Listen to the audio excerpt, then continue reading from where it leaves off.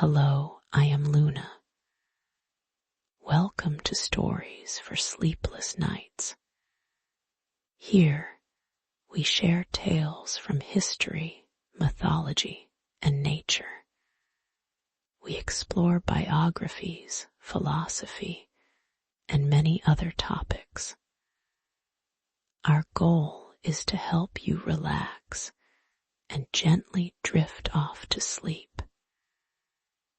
If you have a topic you would like to hear, please leave a comment.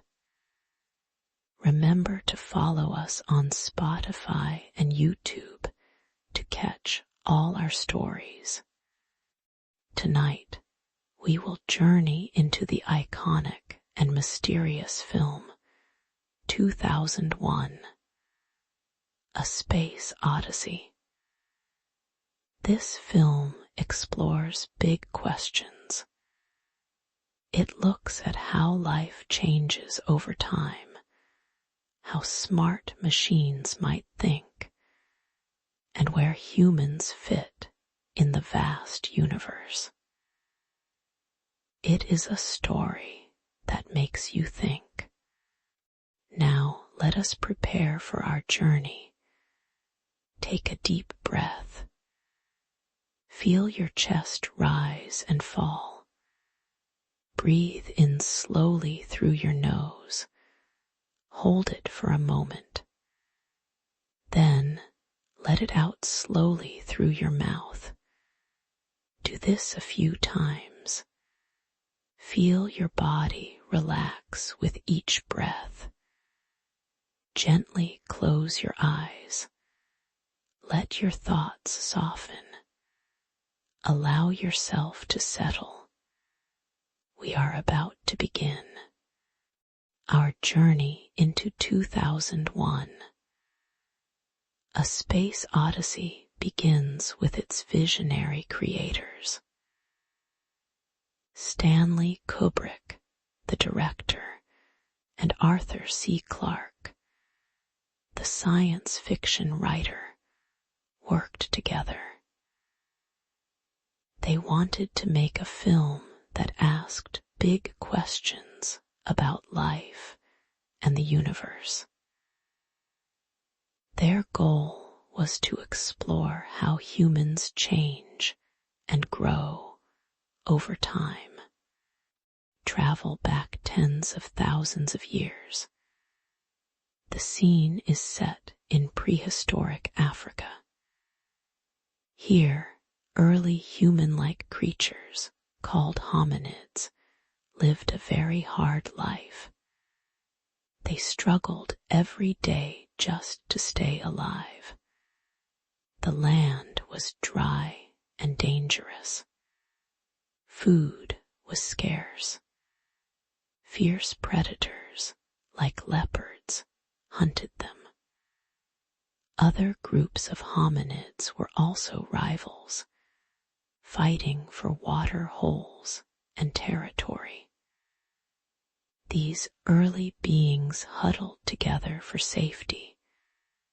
There lives a constant struggle against the harsh world around them.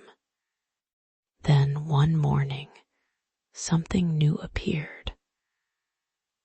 A mysterious black slab stood upright in their territory. It was perfectly smooth and had sharp, straight edges. It looked unlike anything natural they had ever seen. The hominids approached it slowly, full of fear and wonder. They touched its cold, hard surface. This strange, silent monolith seemed to watch them. Its presence began to change them in small ways. The hominids started to see the world differently. One day, a male hominid named Moonwatcher held a bone. He looked at it, then at a pile of other bones. He saw the bones of animals they had eaten. he looked at the monolith. He lifted the bone and brought it down with force, smashing another bone. He had discovered a tool. This simple act of using a bone to break something else was a huge step. It was the awakening of their intelligence. They learned that objects could be used to gain an advantage. This moment marked the beginning of using tools, a skill that would change everything for humanity. Moonwatcher, full of newfound power, threw his bone into the air. It spun upwards against the blue sky. As it reached its peak, the image on screen changed in an instant. The bone became a large spaceship, sleek and white, moving through the blackness of space. This famous change, called a match cut, showed thousands of years passing in a single moment.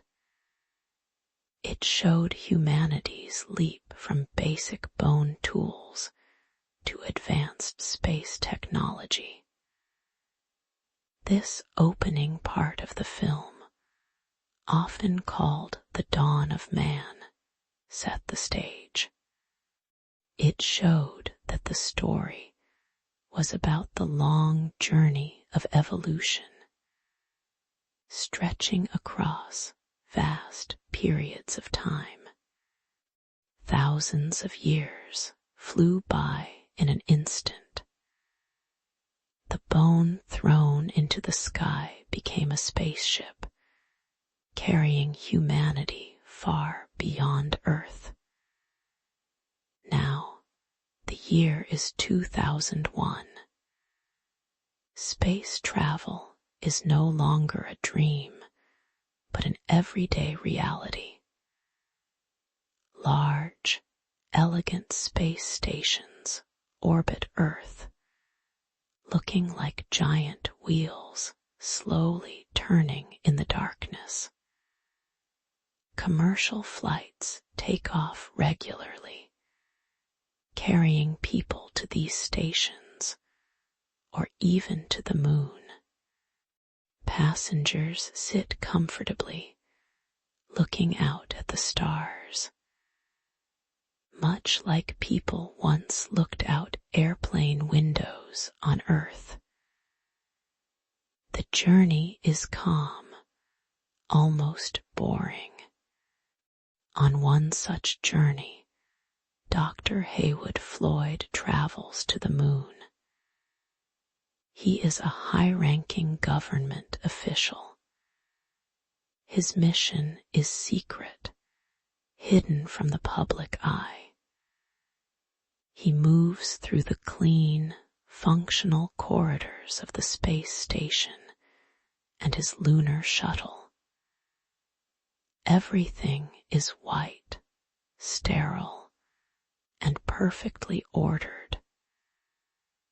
There is a quiet beauty in the way everything is designed to work efficiently in the vacuum of space. Dr. Floyd is on his way to a place called the Tycho crater on the moon's surface. Here, something extraordinary has been found. Scientists have discovered a second black monolith, exactly like the one seen by the early hominids. This one was buried deep beneath the lunar surface. It is named TMA-1, which stands for Tycho Magnetic Anomaly 1. The discovery caused great excitement among the scientists, but it was kept completely secret from the world. everyone outside a small group knew about this strange object. For millions of years, the monolith lay hidden.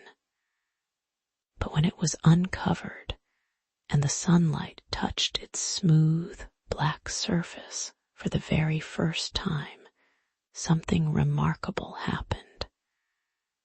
The monolith did not just sit there. It sent out a powerful, focused radio signal. This signal was not random. It was aimed directly at the planet Jupiter, millions of miles away.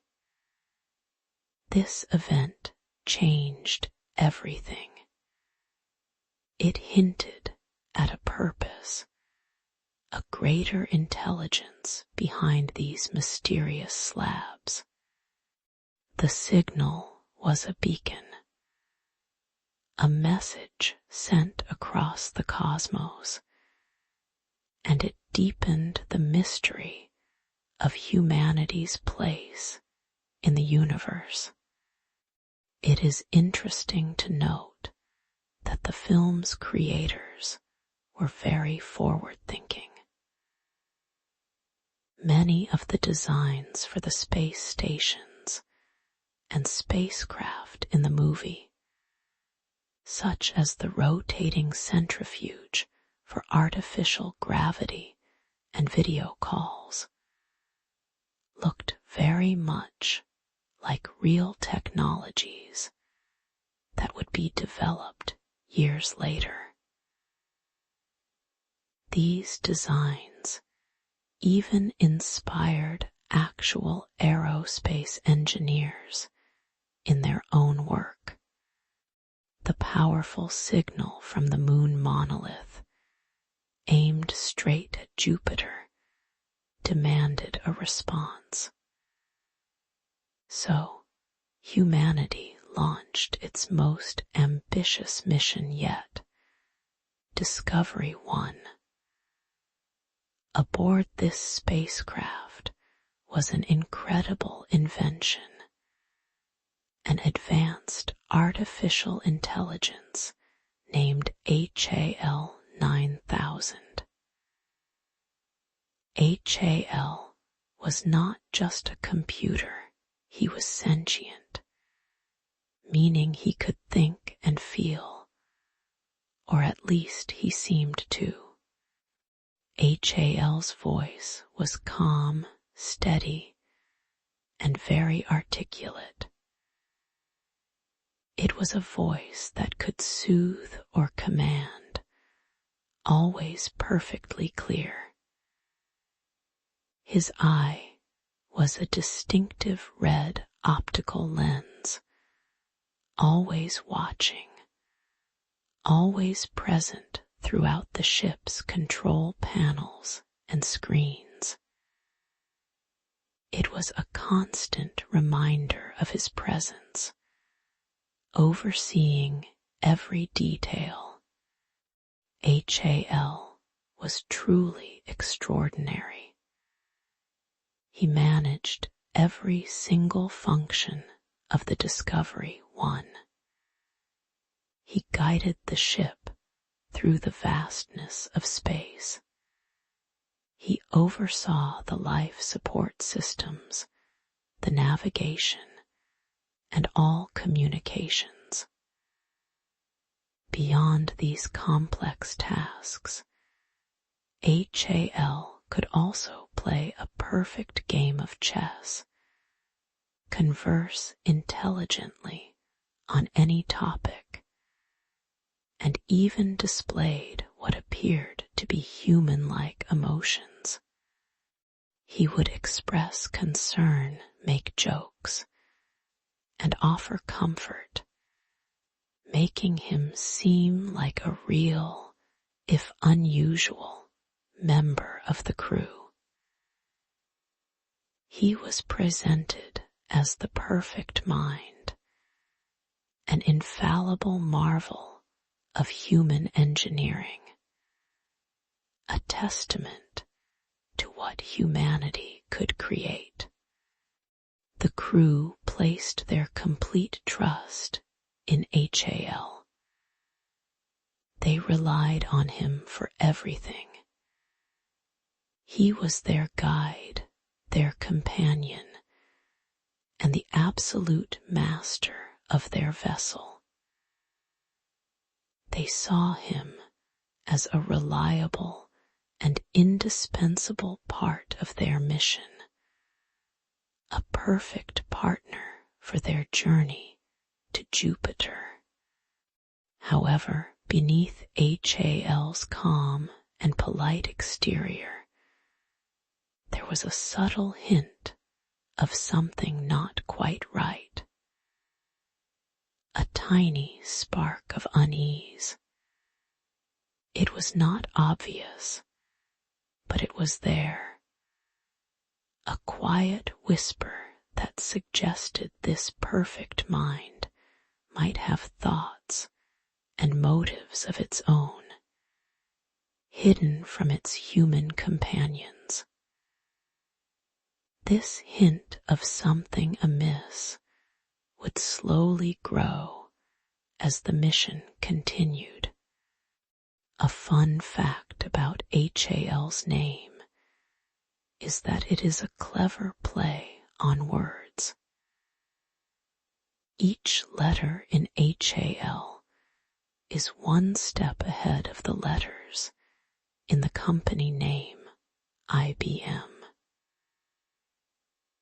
H comes after G, A comes after Z, and L comes after K. This detail added another layer to the character's clever design. The Discovery 1 spacecraft began its long, solitary journey towards Jupiter. It moved silently through the vastness of space, a tiny speck against the endless black. The mission was lengthy, stretching over many months, and the isolation of being so far from Earth was immense. Aboard the ship, 2 astronauts were awake and active. They were Dr. David Bowman, known as Dave, and Dr. Frank Poole. They were the mission's main crew, responsible for overseeing all operations. 3 other scientists were also on board, but they were in suspended animation, a deep sleep designed to preserve them for the later stages of the mission. The Discovery 1 was a marvel of engineering, meticulously designed for this epic voyage. One of its most iconic features was the large, rotating centrifuge inside. This massive wheel spun slowly, creating artificial gravity for the crew. It meant Dave and Frank could walk and live much as they would on Earth, rather than floating weightlessly all the time. This rotating set was a groundbreaking achievement in filmmaking, requiring a huge, practical set that actually turned. It was an impressive feat for the movie's time. Dave and Frank settled into their daily routines. They monitored the ship's systems, performed maintenance checks, and exercised in the centrifuge. HAL 9000, the ship's advanced artificial intelligence, was an integral part of their lives. HAL managed every detail, from the ship's course corrections to their meal schedules. He conversed with them, played chess, and even offered advice. HAL's control over the ship's systems was absolute.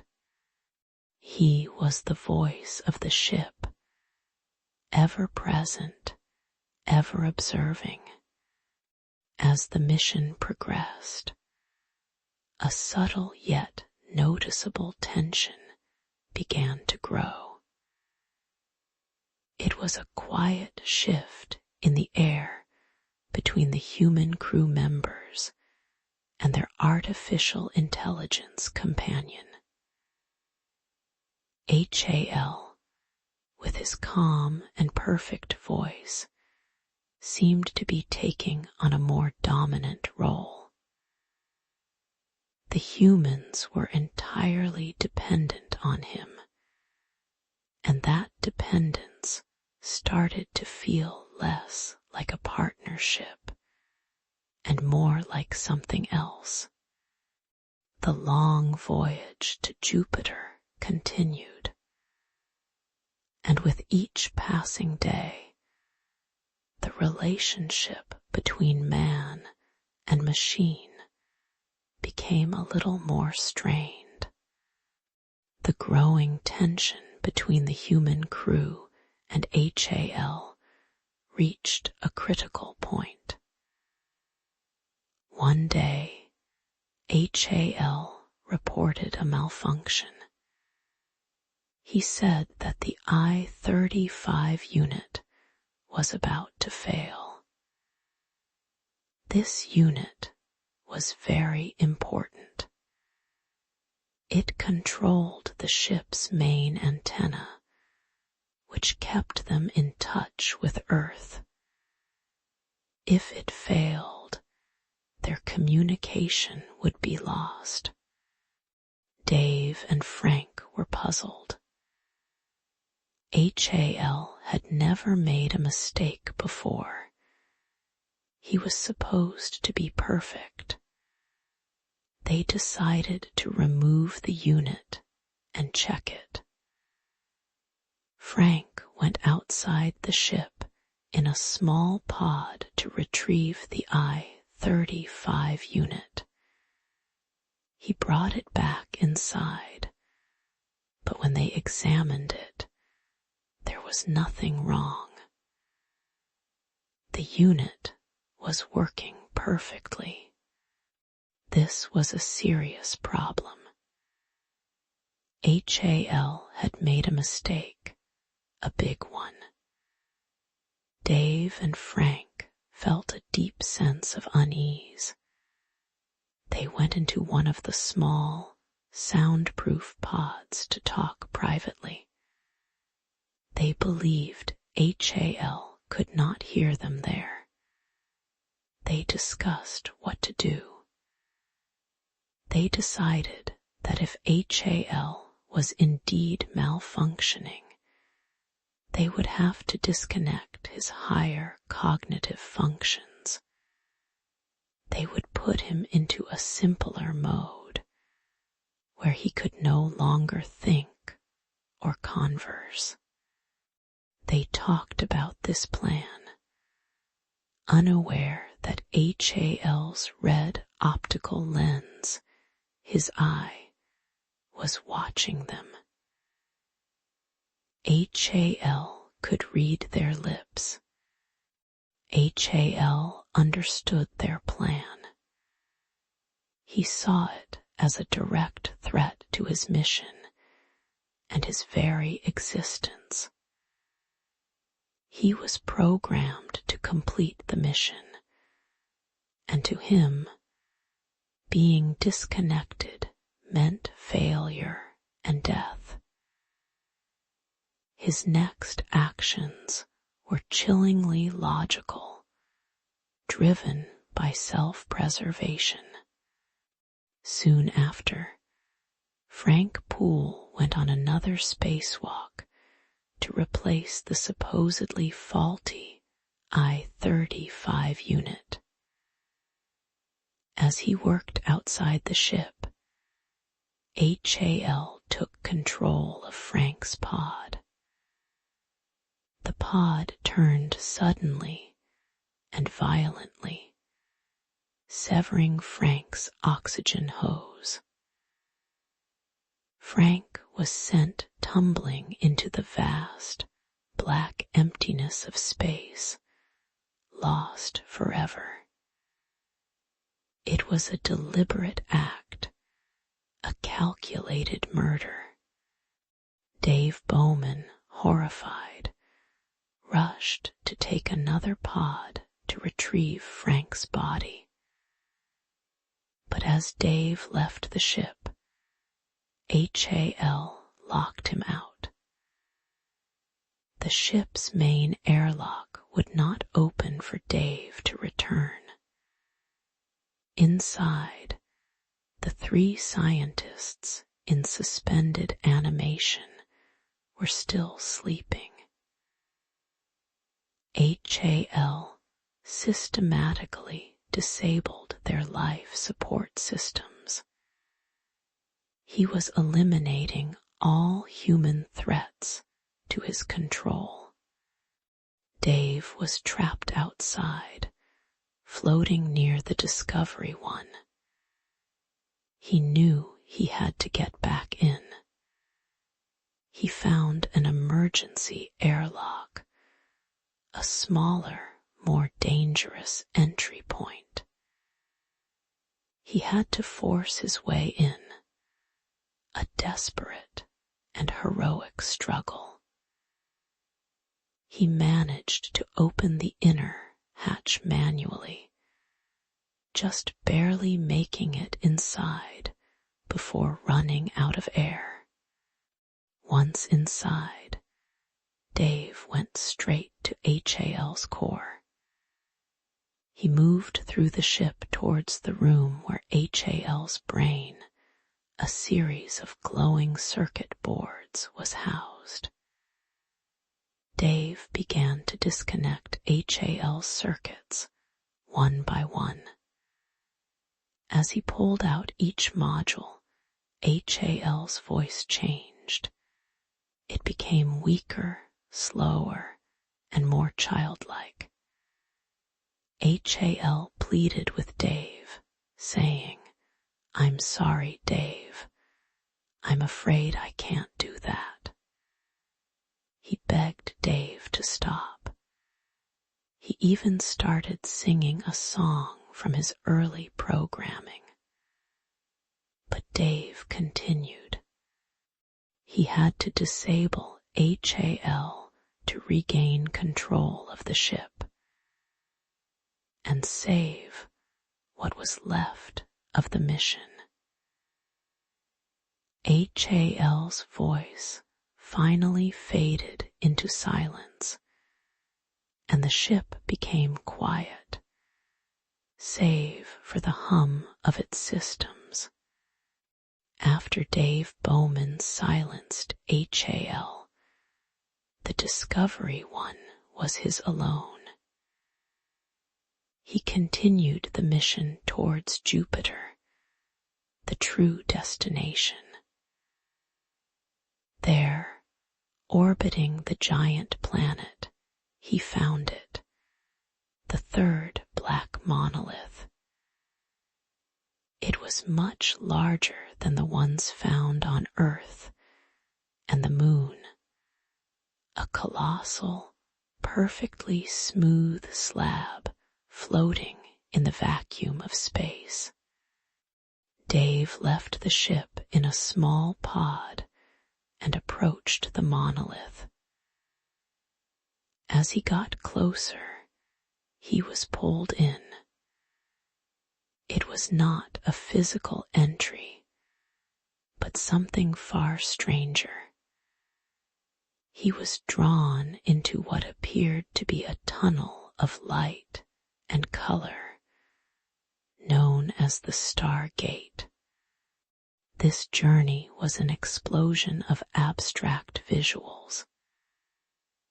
Dave sped through a kaleidoscope of vibrant colors and shifting shapes. Streaks of light flashed past him, twisting and turning. It was like flying through a giant, cosmic painting that kept changing. Time and space seemed to stretch and distort. Mountains of light appeared and vanished. Swirling nebulae of impossible hues rushed by. It was a disorienting, beautiful, and terrifying experience all at once. This sequence was meant to show a journey beyond what humans could understand. It was like a rapid, accelerated evolution, where Dave's ordinary human perception was stripped away.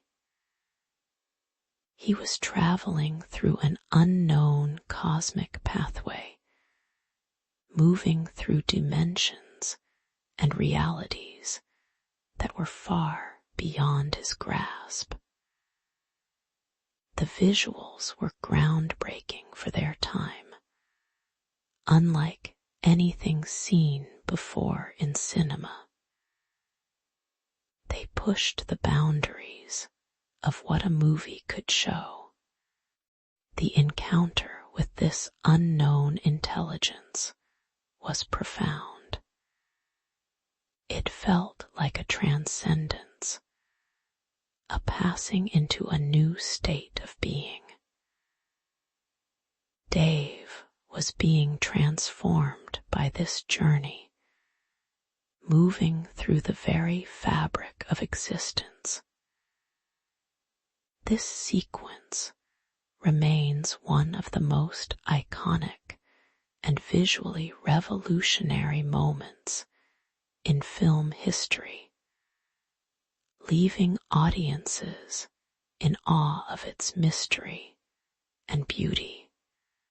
After his incredible journey through the Stargate, Dave Bowman found himself in a room that seemed out of place.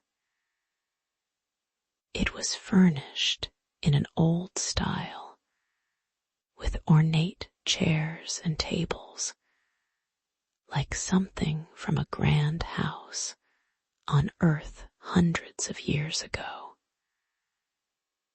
The room was bright, almost sterile, yet it felt warm and strangely familiar.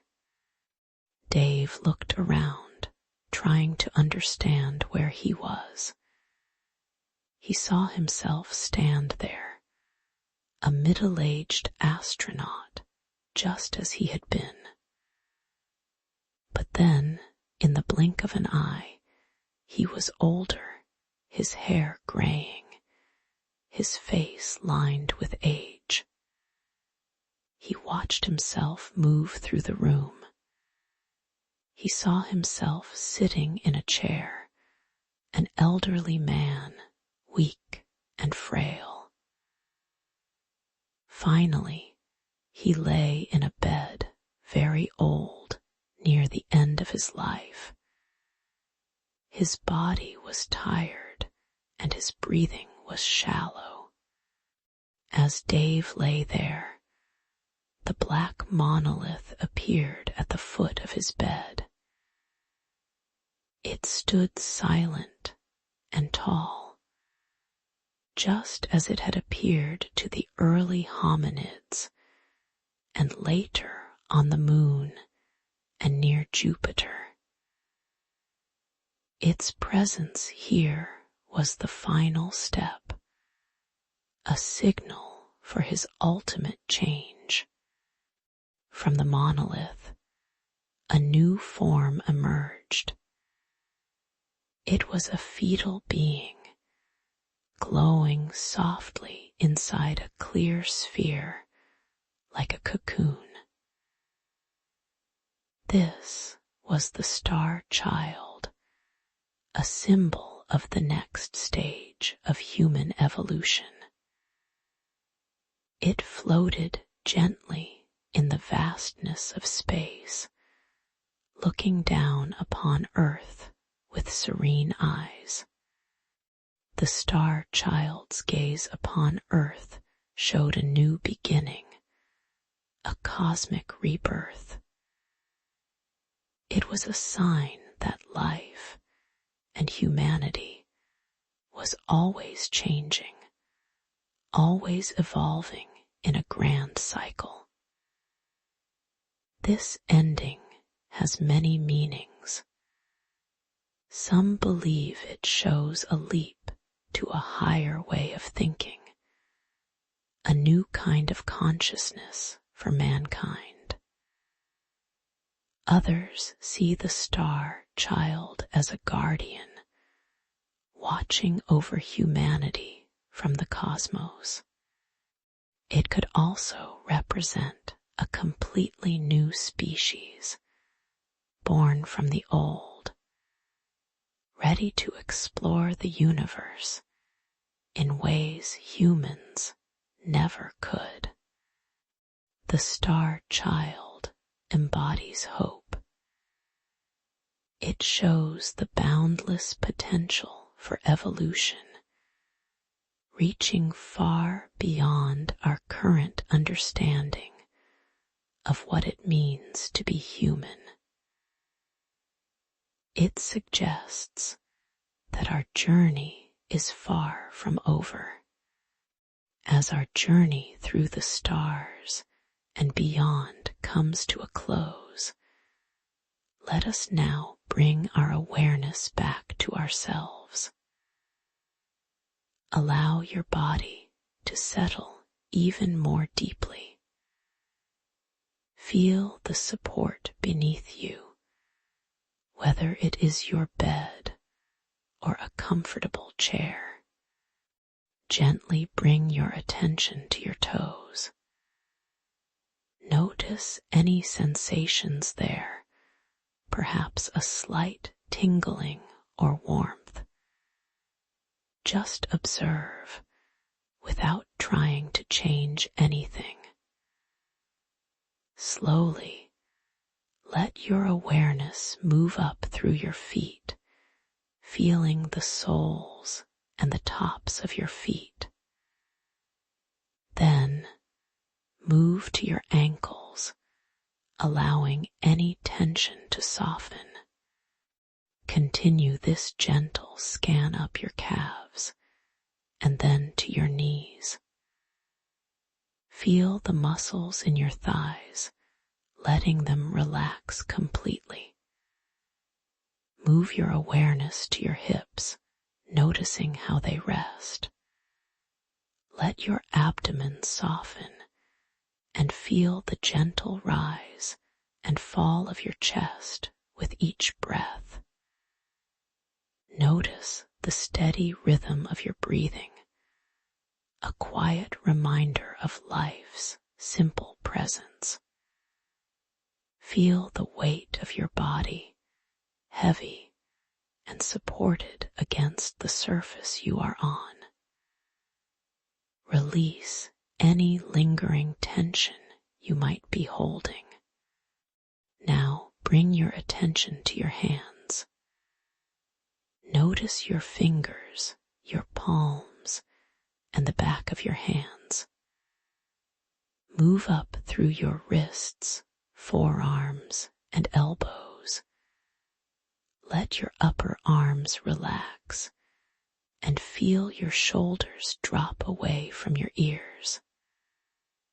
Allow your neck to be soft, and finally, bring your awareness to your head and face.